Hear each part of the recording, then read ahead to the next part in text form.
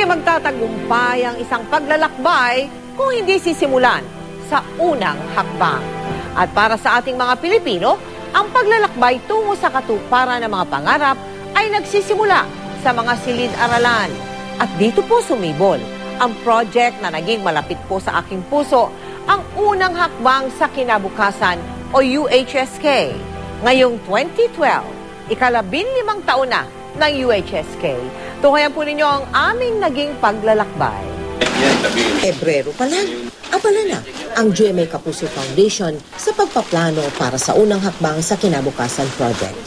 Hindi po biro ang paghahanda na aming ginawa. Una, masinsin naming pinag-aaralan kung anong mga lugar ang pupuntahan ng proyekto. Pagkatapos ito, sisimulan naman namin ang palistahan ng mga batang tatanggap sa mga napiling paaralan. Pag nalaman na ang bilang ng mga batang paglilingkuran, isa-isa na natin i-order ang mga lapis, dapat pambata, mga notebook, Crayola, pangbura at pantasa. At dahil espesyal sa tibay ang ating mga bag, matagal itong gawin. At kapag naihanda na ang mga bag at gamit pang eskwela, pagre-repack naman ng mga ito ang sunod naming tututukan. Bawat hakbang ay aming tinitiyak hanggang sa pagpapadala ng mga ito sa iba't ibang sulok ng bansa.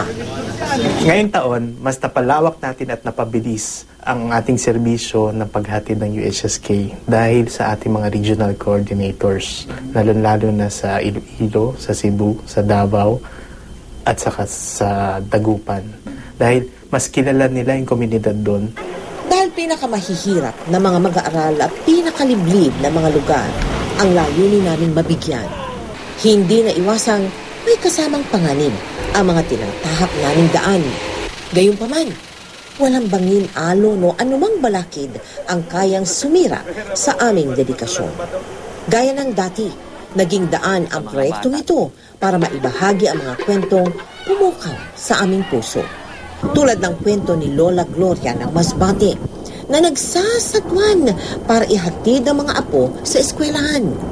Mga batang nagmimiring sa Surigao del Sur at ang natupad na hiling ng batang si Barry ng Bukidnon.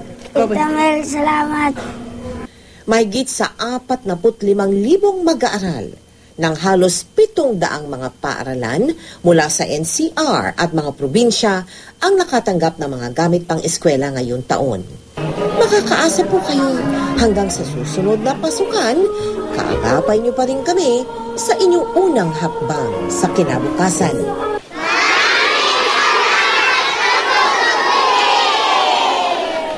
Salamat sa kapusang tutor.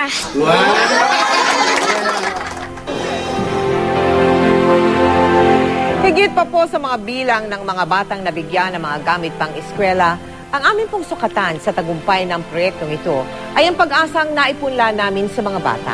Pag-asang magsisilbing gabay sa paglalakbay tungo sa katuparan ng kanilang mga pangarap.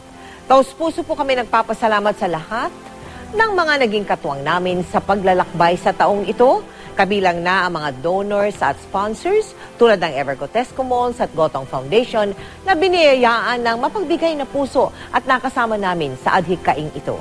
Muli, inaalay po namin ang tagumpay ng project na ito sa inyo, aming mga kapuso.